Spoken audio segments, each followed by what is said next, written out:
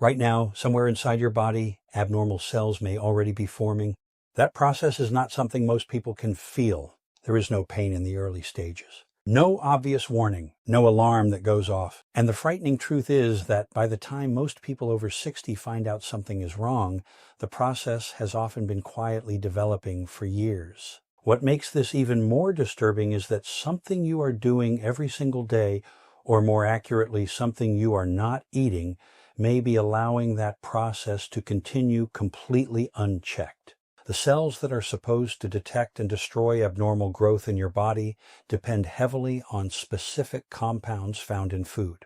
And most older adults are eating far too little of them. I am Dr. Alan Mandell, and after more than 4 decades of clinical practice and working with thousands of older adults, I can tell you with complete confidence that what you eat after 60 is not simply about weight or energy. What you eat after 60 either supports your body's ability to defend itself at the cellular level, or it quietly removes that defense. And most people have no idea this is happening.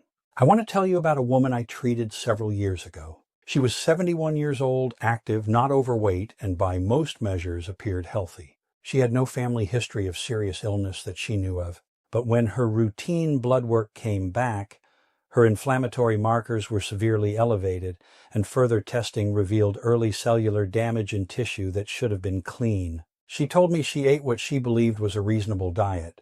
When I looked more carefully at what she was consuming daily, the pattern was obvious. She was almost entirely missing the specific plant compounds that her immune system needed to suppress abnormal cellular activity.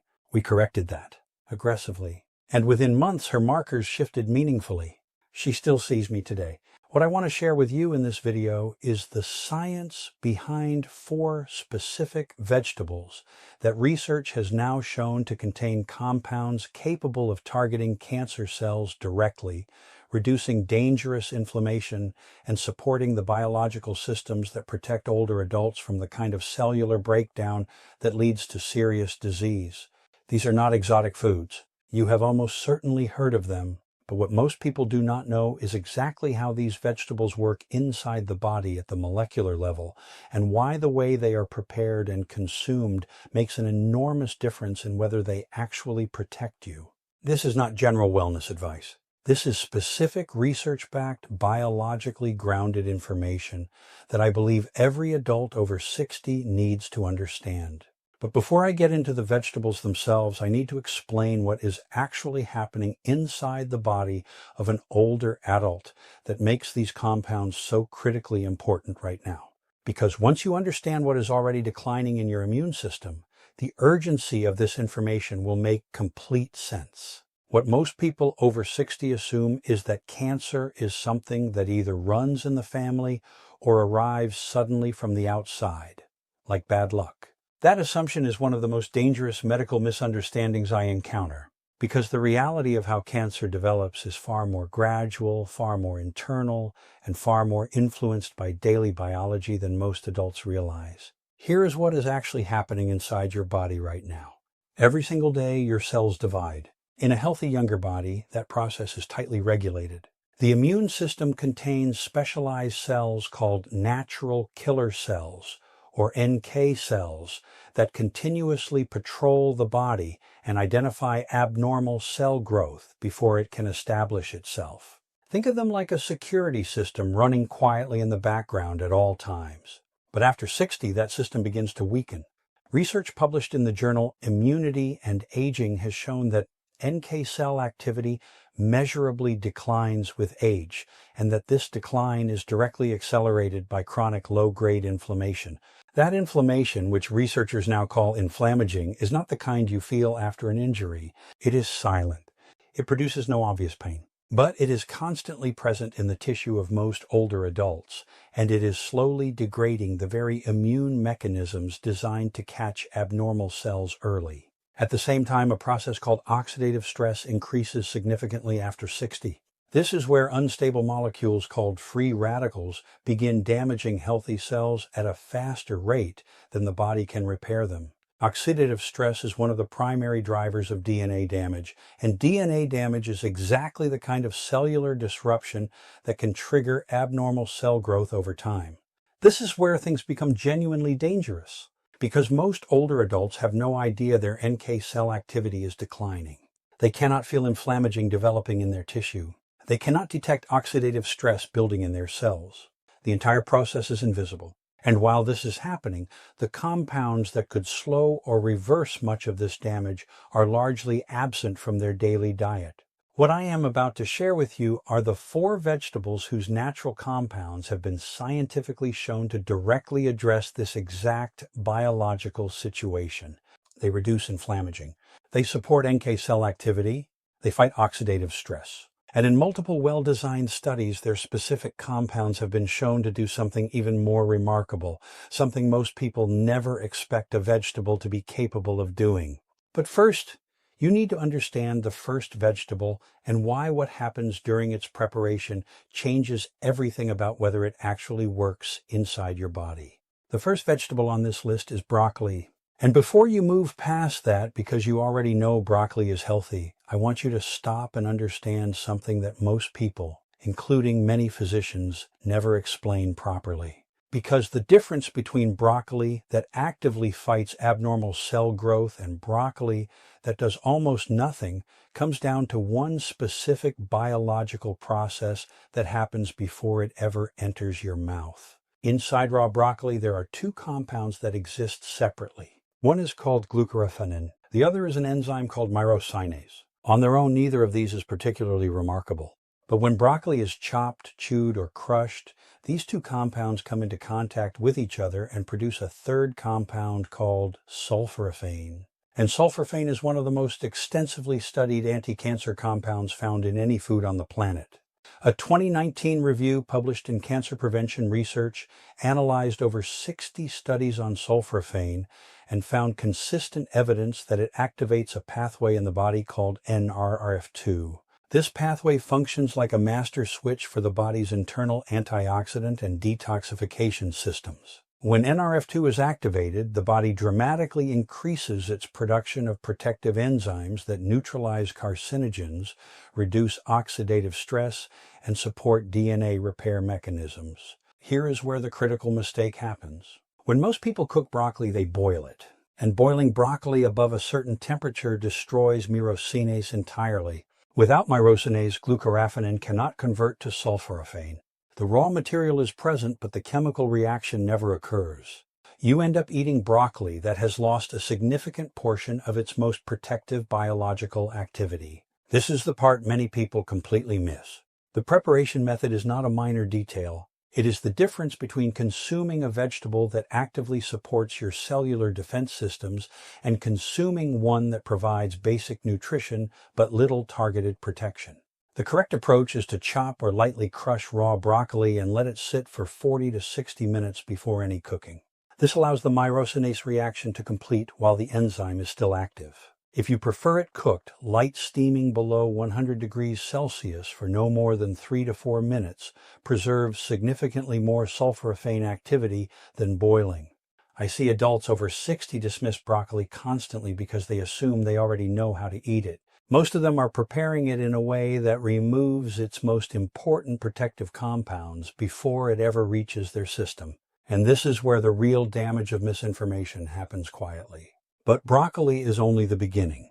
The second vegetable on this list contains a compound that research has now shown does something even more targeted inside cancer cells specifically. The second vegetable is garlic. And what makes garlic different from most foods associated with health is that its primary protective compound does not just support the immune system generally. Research has shown it can interfere with cancer cell survival at the molecular level in a way that is specific, measurable, and biologically significant.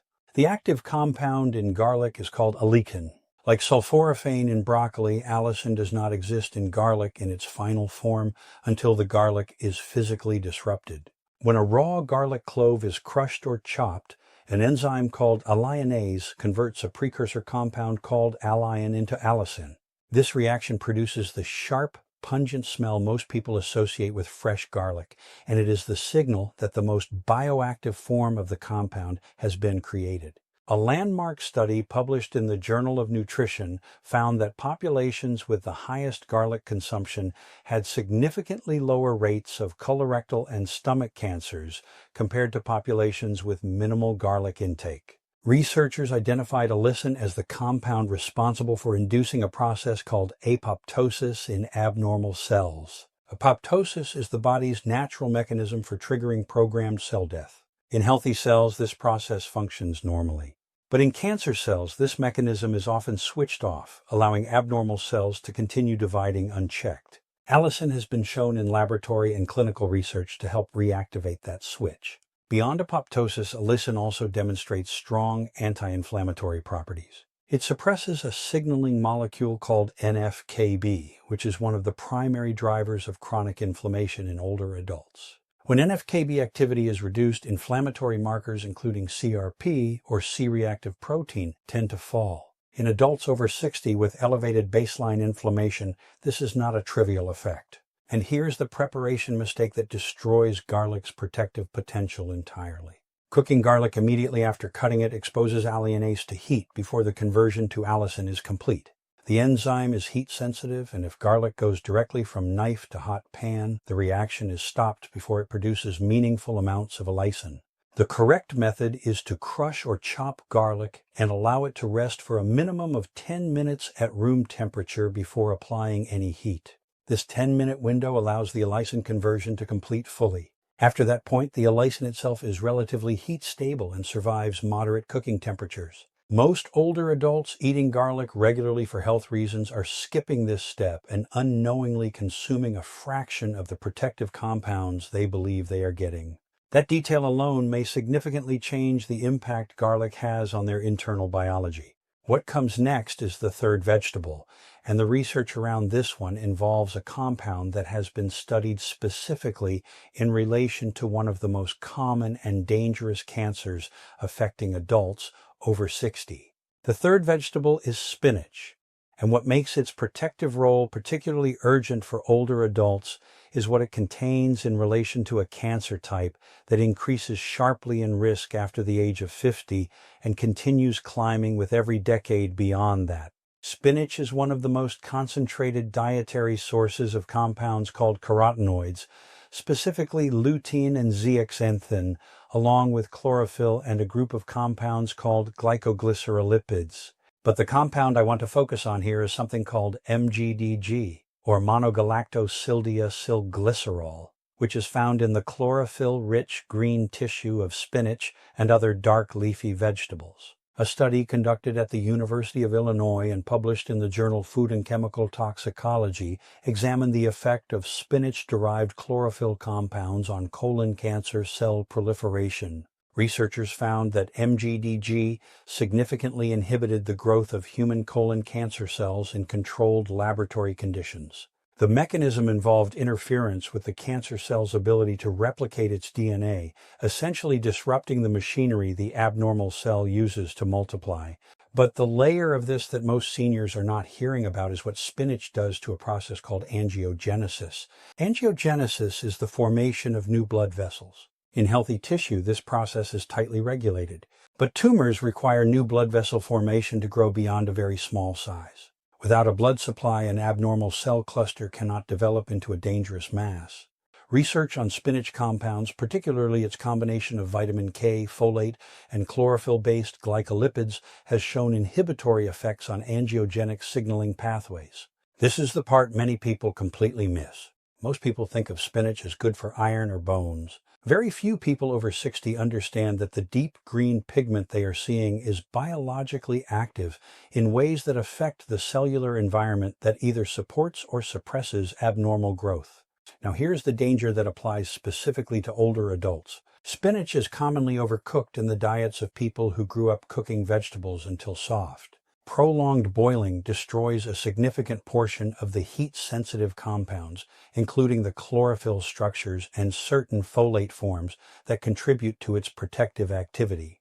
Raw spinach in salads, lightly sautéed spinach with minimal heat exposure, or blended raw spinach in smoothies preserves far more of this biological activity. And the combination of spinach with a small amount of healthy fat at the same meal dramatically increases the absorption of its fat-soluble carotenoids, including lutein and zeaxanthin, which have independent protective roles in reducing oxidative stress in tissue. By this point, you should be recognizing a pattern. Every one of these vegetables contains compounds that become more or less biologically available based on exactly how they are handled. And for older adults whose cellular defense systems are already under increased pressure, getting this right matters far more than most physicians ever explain. The fourth vegetable on this list is the one that has generated perhaps the most scientific excitement in cancer research over the past decade, and the findings are ones that every adult over 60 needs to hear directly. Before I get to the fourth vegetable, I want to pause for a moment and ask you something directly. If you are watching this and you are over 60, or if you are watching this because you care for someone who is, I want you to take a moment and think honestly about what you or the person you care for ate in the last 3 days. How many of these vegetables appeared in those meals? Not as a garnish, not as a side dish measured in 2 or 3 forkfuls, as a meaningful, consistent part of daily eating. If the answer is rarely or almost never, you are not alone. I see this constantly in my practice. Adults who are otherwise thoughtful about their health and genuinely trying to take care of themselves are eating these foods in amounts far too small and in preparation methods that strip away the most important protective compounds before they ever enter the bloodstream. Drop a comment below and tell me your age and which of these vegetables you already eat regularly. I want to know where most of you are starting from because the practical guidance I give later in this video needs to meet you where you actually are. Now here is something that matters before I move forward. Many of the adults I work with tell me they have been eating well for years and still received a frightening diagnosis, and they want to know why. The honest answer is that food is not a guarantee. These compounds reduce risk. They support biological defenses. They create conditions inside the body that are far less hospitable to abnormal cell growth. But they are not a cure and they are not a shield that prevents all harm. What they are is one of the most powerful, most accessible, and most consistently underused tools available to the aging body for shifting its cellular environment in a protective direction. And given that most older adults have measurable declines in NK cell activity and elevated inflammaging by the time they are in their mid-60s, even a meaningful reduction in oxidative stress and inflammatory signaling is a significant biological advantage. Now let me tell you about the fourth vegetable, because the research here involves a compound that has been tested not just in laboratory settings, but in actual human clinical trials. And the findings are ones I believe every adult watching this deserves to know. The fourth vegetable is purple cabbage, and specifically the compound it contains called anthocyanin, which is the pigment responsible for its deep purple and red coloring. Anthocyanins belong to a family of compounds called flavonoids, and the research on their relationship to cancer cell behavior has become some of the most compelling nutritional science published in the last decade. A 2021 study published in Oxidative Medicine and Cellular Longevity examined the effects of anthocyanin-rich extracts on multiple cancer cell lines, including breast, colon, and liver cancer cells. Researchers found that anthocyanins triggered apoptosis in cancer cells, similar to what allicin in garlic was shown to do, but through a distinct and separate pathway involving something called the caspase cascade. The caspase system is essentially a series of protein signals that, when activated, execute programmed cell death. In healthy tissue, this system works normally. In cancer cells, it is often suppressed. Anthocyanins were found to reactivate caspase activity in abnormal cells specifically. What makes this particularly important for older adults is what else anthocyanins do systemically. They are among the most potent anti-inflammatory compounds found in any vegetable. They suppress multiple inflammatory pathways simultaneously, including COX-2 enzymes and NF-κB signaling, two of the primary biological drivers of chronic inflammation in aging tissue. Remember that chronic silent inflammation, what researchers call inflammaging, is the same underlying condition that suppresses NK cell activity and accelerates oxidative damage to DNA. Anthocyanins also have a specific protective effect on endothelial cells, which are the cells lining the interior of blood vessels. As people age, endothelial dysfunction becomes increasingly common. When blood vessel walls become inflamed or damaged, circulation to tissue, including organs, is reduced. Poor circulation means reduced oxygen delivery and reduced immune cell trafficking to areas where surveillance is needed most. Anthocyanins have been shown in multiple human trials to measurably improve endothelial function and reduce markers of vascular inflammation. And here is what most people never realize about purple cabbage specifically. The concentration of anthocyanins in purple cabbage is significantly higher per serving than in most berries that are commonly promoted for their antioxidant content. It is also far less expensive, far more shelf-stable, and far more versatile in cooking. But there is a critical detail here. Heat destroys anthocyanins rapidly. Boiling purple cabbage for even 10 minutes reduces its anthocyanin content by more than 60%, according to research published in the Journal of Agricultural and Food Chemistry. The most protective way to consume purple cabbage is raw in salads, lightly fermented as in sauerkraut made from red cabbage, or very briefly sautéed at low temperature with minimal water contact. Most people eating cooked purple cabbage as a warm side dish are consuming a fraction of the protective compounds they believe they are getting. The color fading during cooking is not cosmetic. It is the visual signal that the anthocyanins have been degraded.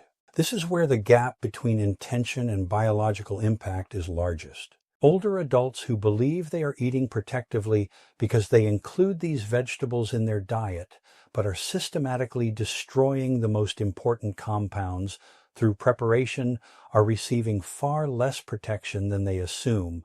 There is a misunderstanding I want to address directly before we move into the action section of this video, because I hear it constantly, and it leads many older adults to make decisions that undermine the protective dietary work they are genuinely trying to do. Many people believe that if they take a multivitamin or an antioxidant supplement, they are receiving the same biological benefit as eating these vegetables in their whole food form. This assumption is understandable, but it is not supported by the current research. The compounds in broccoli, garlic, spinach, and purple cabbage do not work in isolation. They work as part of complex biological systems involving dozens of cofactors, fiber structures, and synergistic compounds that whole vegetables deliver together. Sulforaphane in supplement form has shown some effect in studies, but the majority of high-quality research on cancer protective outcomes has been conducted on whole food consumption, not isolated supplements. A 2020 meta-analysis published in JAMA Internal Medicine reviewed data from over 80,000 adults and found that supplement use was not associated with the same reductions in cancer mortality observed in populations with high vegetable consumption. The biological complexity of whole food cannot be replicated by extracting one compound and placing it in a capsule. There is also the question of bioavailability. Many antioxidant supplements sold at pharmacies use forms of compounds that are poorly absorbed by the aging gut. The digestive efficiency of older adults declines significantly with age, and the gut microbiome, which plays a direct role in activating certain plant compounds, changes in ways that affect how protective those compounds function. Whole vegetables consumed correctly provide not just the compounds themselves, but the fiber and prebiotic structures that support the gut environment required to activate them. This is not an argument against all supplementation. There are specific cases where supplementation is appropriate and important.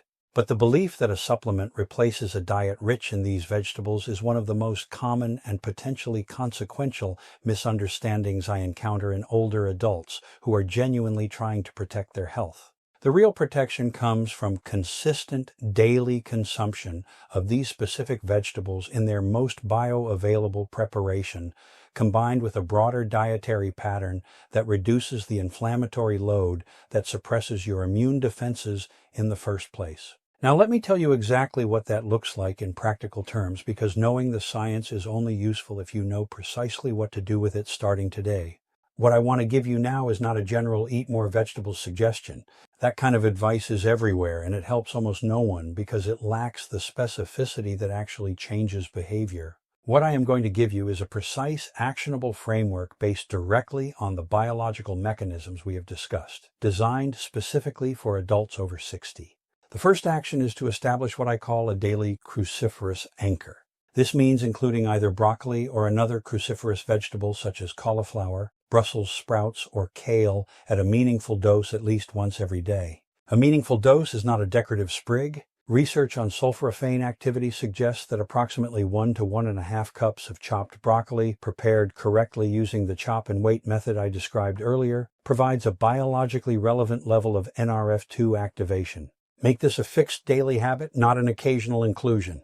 The second action is the garlic protocol. Crush or finely chop 1 to 2 raw garlic cloves and leave them on your cutting board for 10 full minutes before incorporating them into any warm food. If you cannot tolerate raw garlic, adding it to food in the final 30 seconds of cooking after the 10-minute rest period preserves significantly more allicin than cooking it from the beginning.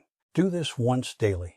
The third action is raw spinach integration. Add 2 to 3 cups of raw spinach daily to your diet in forms that preserve its compound integrity. This means in smoothies, in salads with a small amount of olive oil to increase carotenoid absorption, or lightly sautéed for no more than 60 to 90 seconds. If you eat spinach that has been cooked soft and has turned dark and watery, you are consuming a significantly degraded version of its protective compounds. The fourth action is raw purple cabbage several times per week. Shredded raw purple cabbage in salads as a cold slaw or lightly fermented retains the highest anthocyanin concentration. Aim for half a cup to 1 cup per serving at least 3 times weekly. The fifth action is to aggressively reduce the inflammatory dietary patterns that undermine everything these vegetables are trying to do. Processed sugar, refined seed oils, ultra-processed packaged foods, and excessive alcohol all drive NF-κB activity and COX-2 signaling, the same inflammatory pathways that anthocyanins and allicin are working to suppress. Consuming protective vegetables while maintaining a high inflammatory dietary base significantly reduces the net protective effect. What to avoid is equally important. Avoid boiling any of these 4 vegetables. Avoid purchasing pre-cut garlic in jars, as the allicin conversion cannot occur in processed garlic products. Avoid buying pre-cooked spinach in pouches heated to high temperatures. Avoid purchasing red cabbage that has been heat processed in any way before consumption. Before making significant changes to your diet, particularly if you are on blood thinners, medications affecting platelet function, or immunosuppressive drugs, speak with your physician first. Spinach and garlic in particular have interactions with certain medications that need to be evaluated on an individual basis. And one more thing that I see consistently overlooked. These dietary changes work on a timeline. The inflammatory markers in your body do not shift overnight. Research suggests that meaningful changes in CRP levels and oxidative stress biomarkers from dietary intervention typically require 8 to 12 weeks of consistent daily practice before they are measurably reflected in blood work. Consistency over months matters far more than intensity over days. I want to close this video with something I say to every patient I counsel about preventive health, because I think it matters more than any single piece of information I can give you. The fact that you are watching a video like this tells me something important about you. It tells me you are paying attention.